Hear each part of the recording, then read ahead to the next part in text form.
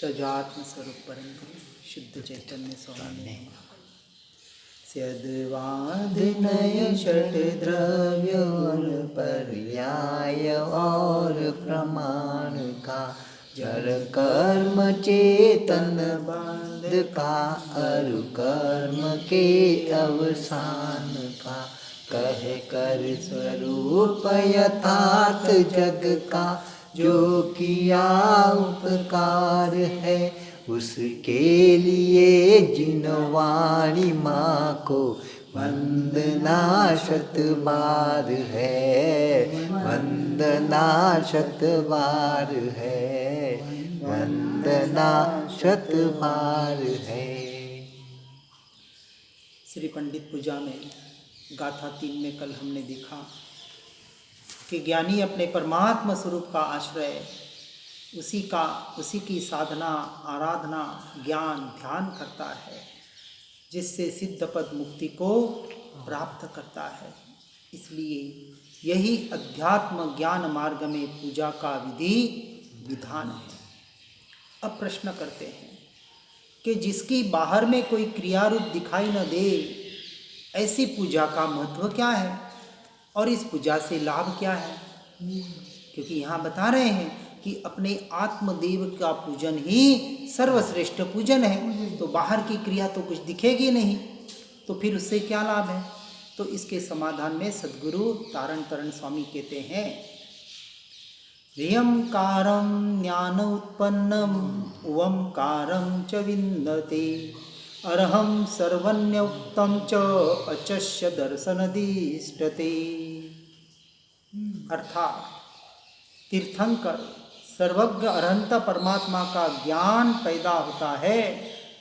पंच परमेष्टिमय सिद्ध परमात्मा स्वरूप और अनुभूति होने से अरहंत सर्वज्ञ परमात्मा ने जो कहा है और अंतर चक्षु दर्शन दिव्य दृष्टि से देखते हैं किसको? अपने आप निज स्वभाव को, जिसके आश्रय से अरहंत और सिद्ध पद को प्राप्त किया गया उसका ही आश्रय लेने की बात बताया यहाँ सद्गुरु बता रहे हैं। तो विशेषार्थ में बताते हैं वीतरागी अरहंत सर्वज्ञ परमात्मा ने कहा है कि निज शुद्धात्म स्वरूप शुद्ध चिदानंदमयी जो निर्विकार है ऐसा कौन?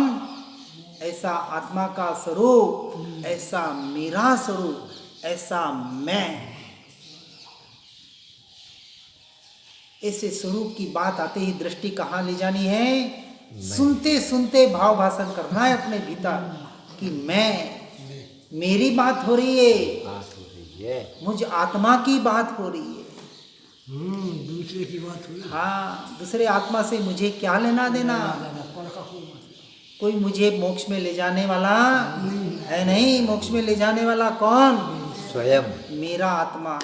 मैं ही मुझे मोक्ष में ले जा सकता हूँ, मैं ले जाऊंगा और किसी में ताकत है नहीं।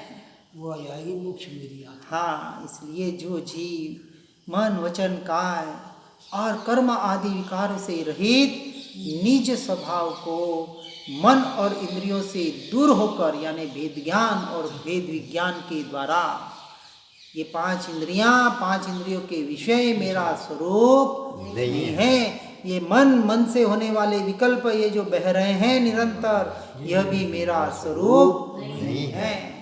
इन सब से भिन्न न्यारा जुदा एक स्वतंत्र द्रव्य परिपूर्ण चैतन्य तत्व भगवान आत्मा, वही मैं। बस मैं में आ जाओ।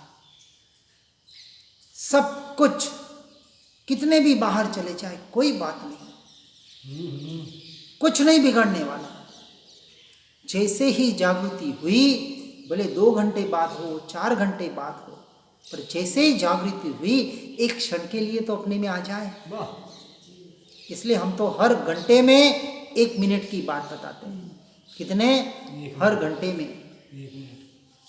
भले संसारी जीव है, दुकान पे जा रहा है, घर का काम कर रहा है, नौकरी कर रहा है, 1 घंटे में 1 मिनट निकालना कोई बड़ी बात नहीं है किसी के लिए।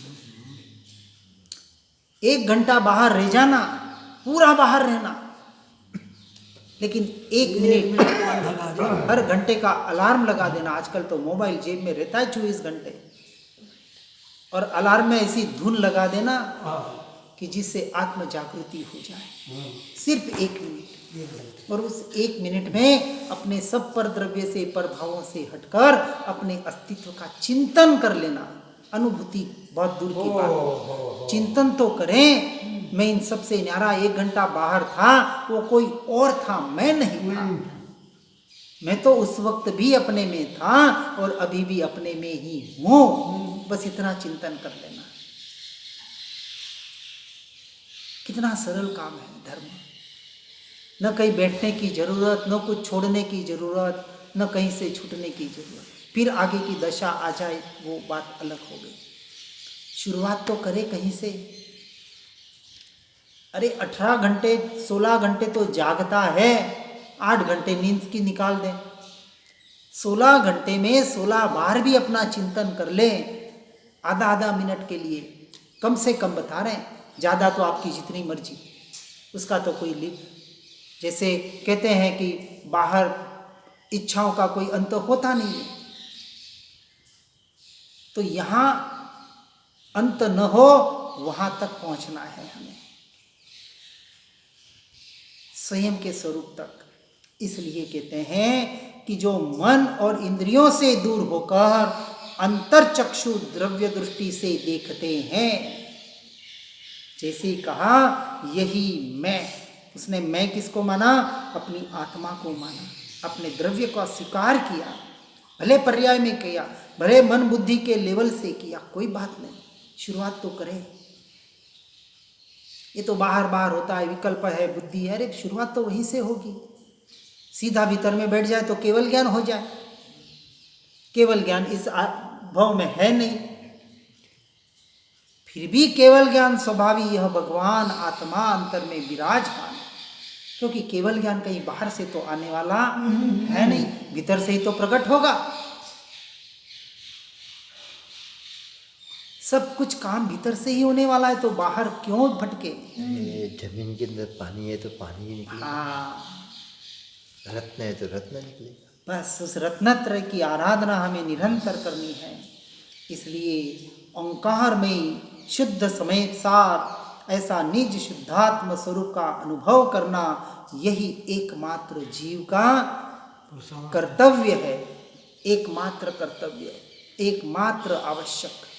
इसमें सारे कर्तव्य और आवश्यक समा गए। अब 6 आवश्यक बाहर के कर्तव्य ठीक है, व्यवहार से जो है आप करें, हम उसका कहीं भी निषेध नहीं कर रहे हैं। पर यदि धर्म के नाम पर कुछ करना है, मोक्ष के नाम पर कुछ करना है, तो एक ही कर्तव्य और एक ही आवश्यक, स्वरूप रमणता। इसी का नाम सम्यक चारित्र है। इसके अलावा और कोई तीनों लोक में, तीनों काल में दूसरा कोई उपाय न था, न होगा, न है। इस बात को गहनता से लेना है। इसलिए अपने परमात्मा स्वरूप का महिमा में परम ज्ञान उत्पन्न करना, यही एकमात्र हमारा कर्तव्य है। और ऐसे परम तत्व का ज्ञान होना, यानी सम्यक दर्शन होना, महान सौभाग्य की बात है। जिसे अपने परमात्मा स्वरूप का संशय है, विभ्रम है, विमोह रहित ज्ञान हो जाता है। संशय से जो रहित हो जाता है, कौन से? परमात्मा स्वरूप के संशय से रहित हो जाना। अंश मात्र भी भ्रांति न रहना, टंकोत्कीर्ण निर्णय। और वही जीव इस दर्शन मोह से रहित हो जाता है, और ऐसा जीव ही ज्ञानी कहलाता है। हमें ज्ञानी से परम ज्ञानी यानी केवल ज्ञानी बनना है। ये भी पर्याय का लक्ष्य,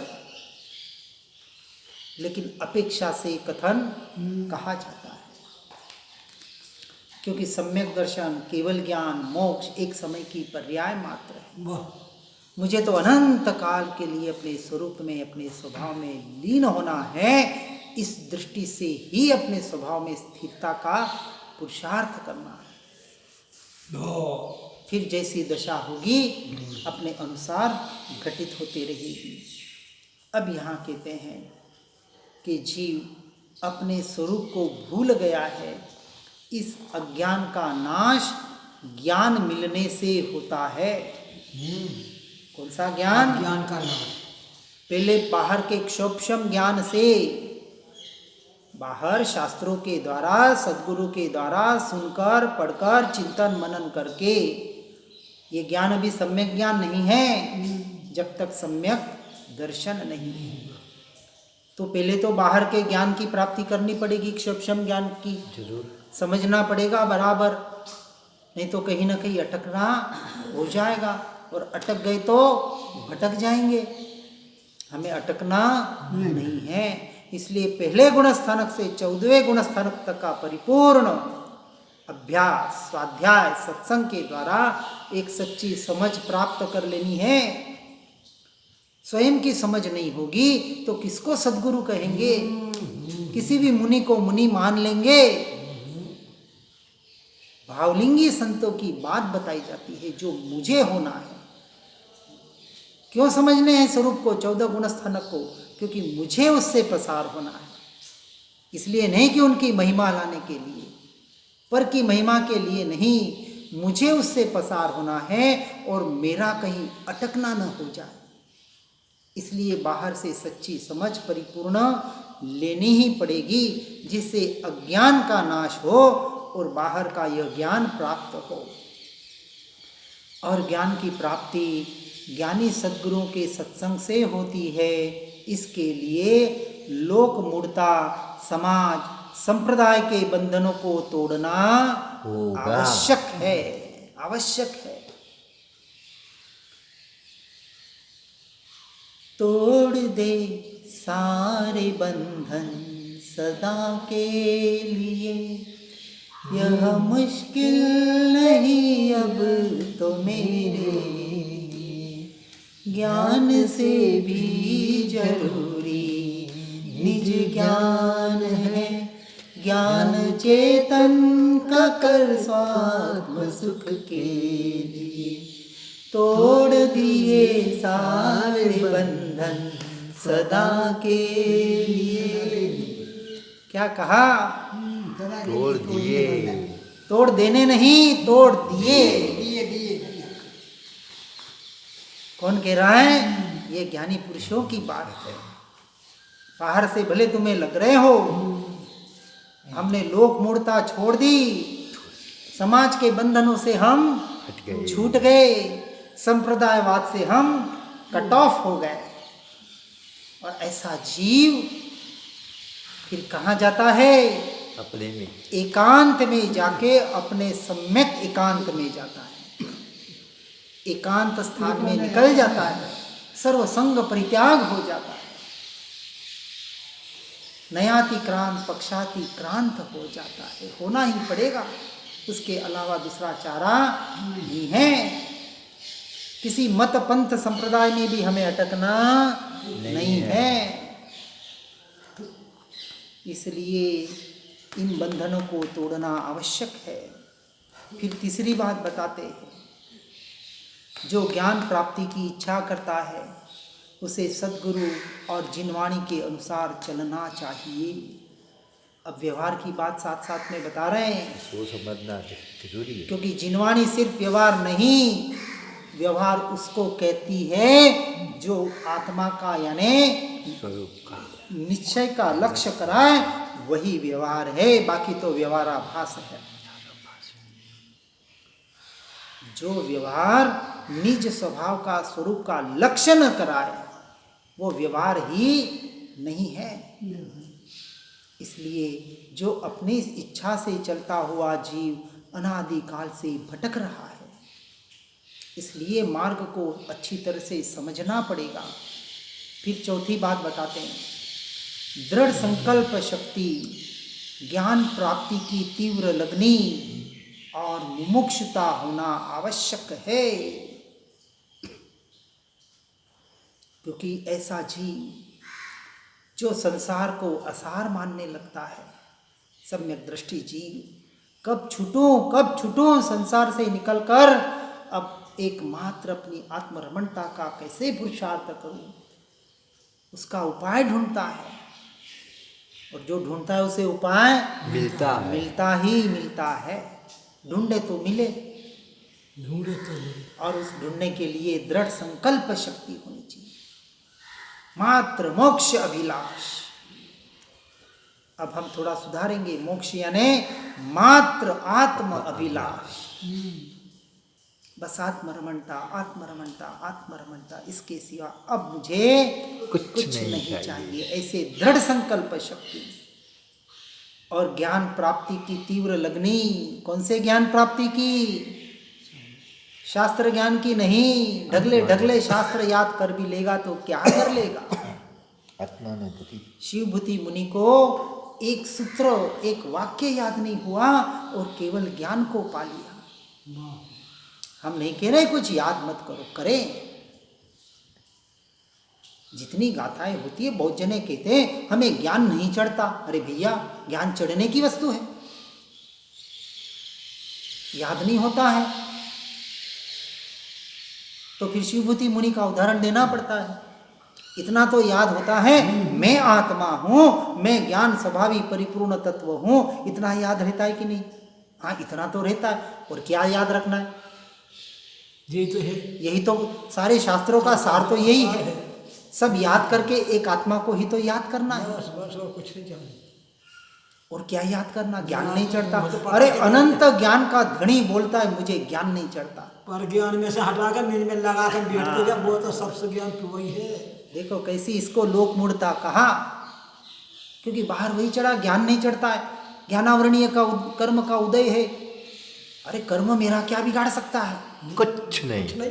तो ज्ञानावरणीय हो, दर्शनावरणीय हो, सारे कर्म बाहर, छुए तक नहीं मुझे। यहाँ कह रहे सदगुरु हमें क्यों कर्मों में अटका है? अपने को याद कर ले बस। जब तक होश हवास में है, जब तक मन स्वस्थ है, इसमें शरीर स्वस्थता की भी जरूरत नहीं है। अपेक्षा से है प्रारंभिक अवस्था में। सारा काम मानसिक है, क्योंकि भेद ज्ञान, भेद विज्ञान पहले विकल्पों से, बुद्धि के लेवल से करना पड़ेगा। तो मन बुद्धि की जरूरत पड़ेगी प्रारंभिक अवस्था में, जब तक अभ्यास की परिपूर्णता नहीं होती है। और सम्यक दृष्टि को तो इनकी भी फिर जरूरत ना रही। अब शरीर बाहर का कार्य इसके अनुसार चल रहा है, चलने दे उसको। कर्म की धारा कर्म धारा में, मेरी ज्ञान की धारा मुझ ज्ञान की धारा में। इसलिए ज्ञान प्राप्ति की तीव्र लगनी और मुमुक्षुता, सच्चे मोक्ष का अभिलाषी, अपने आत्मरमणता का अभिलाषी, वही सच्चा मुमुक्षु है, जिसे संसार से छूटने की तीव्रता है। कब छूटूं? जैसे ही मौका मिला संसार से निकल जाता है। इसलिए कहा कि आड़ा होके निकले, उससे पहले खड़े खड़े निकल जाना ही हितकर है। वानप्रस्थ अवस्था बताई गई थी। चलो संन्यास्त की आए तब आए, वानप्रस्थ तो बने। अब घर में क्या काम? अपनी अवस्था के अनुसार विचार करना। इसलिए अध्यात्म दृष्टि और भेद ज्ञान का निरंतर अभ्यास करना चाहिए। निरंतर भेद ज्ञान से भेद विज्ञान, निरंतर ये मैं नहीं और ये मैं। पर को जानते वक्त मैं अपने ज्ञान स्वभाव को ही जान रहा हूँ। जैसे ही विचार किया बुद्धिपूर्वक, वो अपने ज्ञान स्वभाव में आ जाता है। वहाँ भाव भाषण करना है। फिर आगे पांचवा बताते हैं, निर्मल अंतःकरण से आत्मा का विचार सामायिक और ध्यान करना चाहिए। जैसे जैसे जीव चौथे गुणस्थानक से पांचवें गुणस्थानक में प्रवेश करता है और कुछ बाहर से प्रतिमाएं धारण कर लेता है, व्यवहार की अपेक्षा से। प्रतिमा व्यवहार है, किस लिए? निश्चय में जाने के लिए। यदि निश्चय में नहीं जा रहा है तो प्रतिमा तो क्या, द्रव्यलिंगी मुनिपना भी मोक्ष का कारण नहीं है।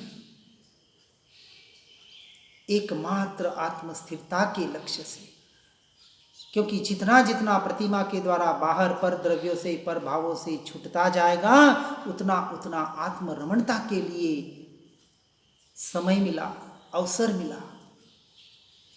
क्योंकि संसार में उतना अवसर नहीं मिल पाता है। संसार से तो छूटना ही पड़ेगा ही पड़ेगा।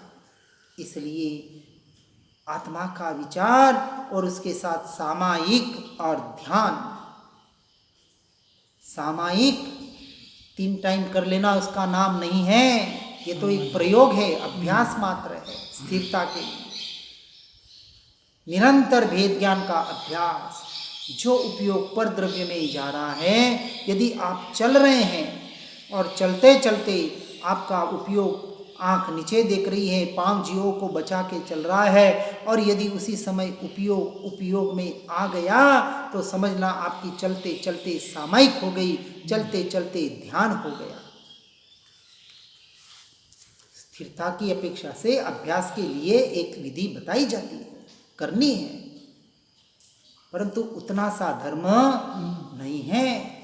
चलते फिरते, खाते पीते, उठते बैठते, जिसका तत्व का आत्मा का चिंतन चलता है, तत्व का निर्णय चलता है, उसके चलते फिरते सामायिक है, खाते पीते ध्यान है। और फिर ऐसा जीव आगे बढ़ते बढ़ते उस अवस्था तक पहुंचता है, आत्मलीनता की अवस्था तक, दृढ़ता तक, उसमें उसका कालावधि फिर बढ़ते जाता है।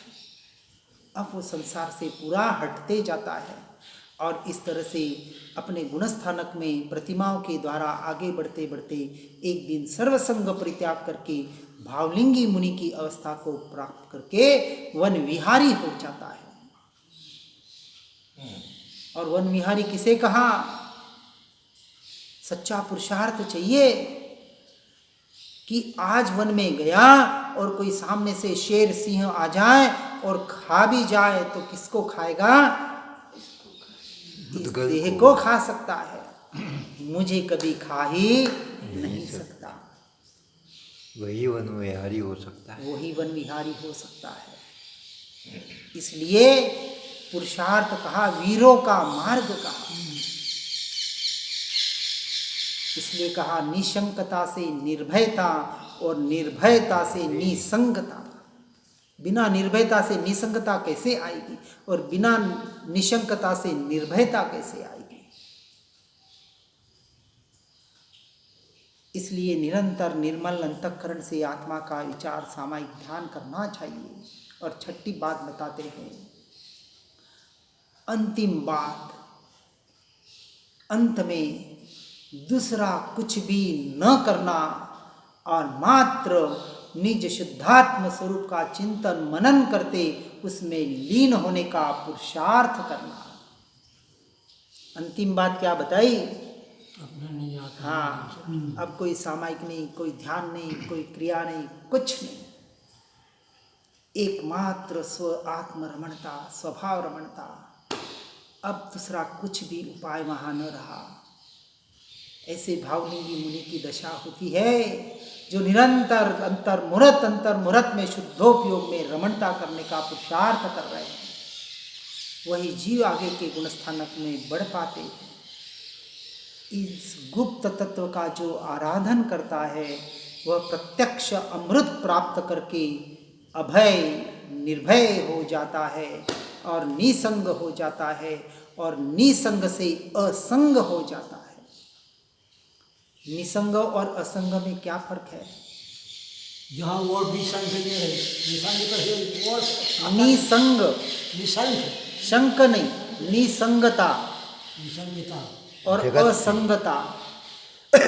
जगत के निसंगता और सारे अंदर पर द्रव्यों से हटकर अपने एकमात्र चैतन्य स्वभावी भगवान आत्मा का आश्रय लेना, इसका नाम है निसंगता।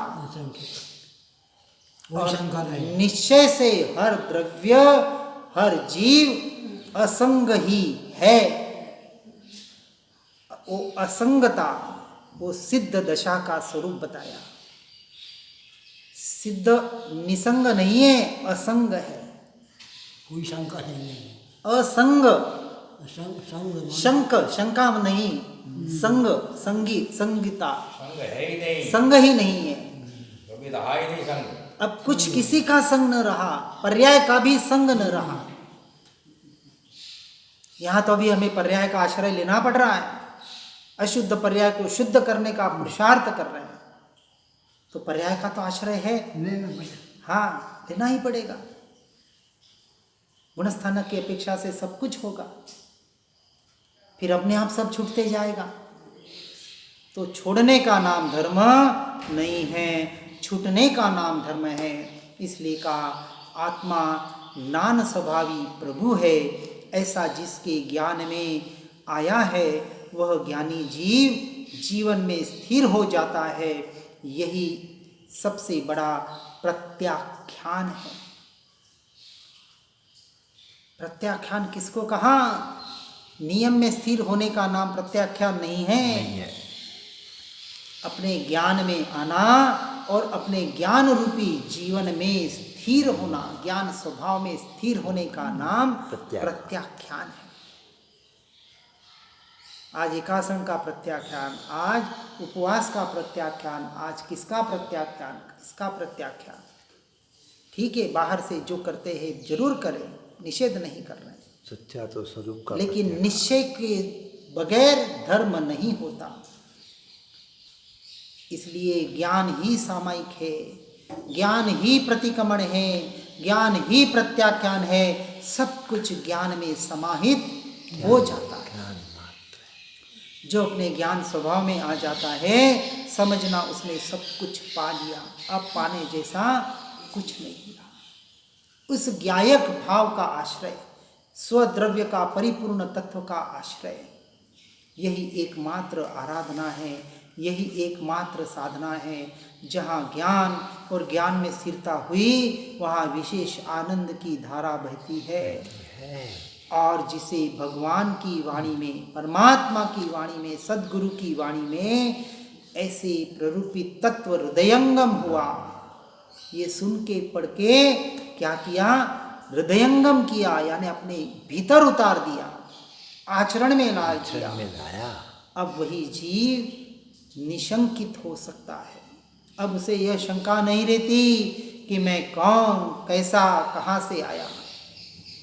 ये भी बाहर के प्रश्न, मैं कौन, कहाँ से आया, मेरा स्वरूप क्या, अब ये शंकाएं भी निकल गई, क्योंकि पता पड़ गया मैं कौन, मैं कहाँ से आया, कहाँ जाऊंगा। जहाँ था वहाँ भी अपने में था, अभी जहाँ हूँ वहाँ भी अपने में हूँ, और जहाँ भी जाऊंगा अपने में ही रहूंगा। अब कहाँ से आया और कहाँ जाना छूट गया। वो तो पर्याय का परिणमन, पुद्गल का परिणमन, और उससे मुझे कुछ भी लेना देना नहीं है। पर द्रव्य से तो लेना देना नहीं है, पर भावों से लेना देना नहीं है, पर ये उत्पाद व्यय होने वाली पर्याय से भी मुझे लेना देना नहीं है। इन सब से जो छूट गया वह निशंकित हो गया। उसे यह निशंक निर्णय हो जाता है कि मैं भगवान हूँ, मैं ही परमात्मा हूँ, मैं भगवान स्वरूप, और ऐसा जीव अल्पकाल में परमात्मा होने वाला है। ऐसा दृढ़ निर्णय कर लेना है, अपने भीतर चेक करना है, स्वयं से स्वयं का चेकिंग करना है, और स्वयं के आधार पर तत्व का हमें निर्णय करना है। किसी को पूछने जाने की जरूरत नहीं है। ये शास्त्र, ये सद्गुरु सत्शास्त्र हमें उसका पूरा दिशा निर्देश कर रहे हैं। हर जीव सद्गुरु सत्शास्त्रों के माध्यम से स्वयं का निर्णय करके अनंत काल के लिए अपने स्वरूप में, अपने स्वभाव में लीन होने का पुरुषार्थ करे। इसी भावना के साथ जिनाज्ञा विरुद्ध कुछ भी कहा हो तुम इच्छामी दुक्कड़म। जिन वाणी के ज्ञान से हो सम्यक श्रद्धा, हो चारित्र महान हुए, पाऊं पद निर्वाण। निज निधि निज में बताई, यह अनंत उपकार है। उसके लिए जिन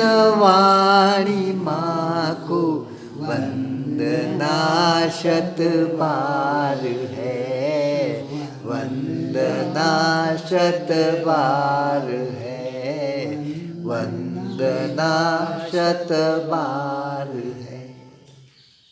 ओम नमः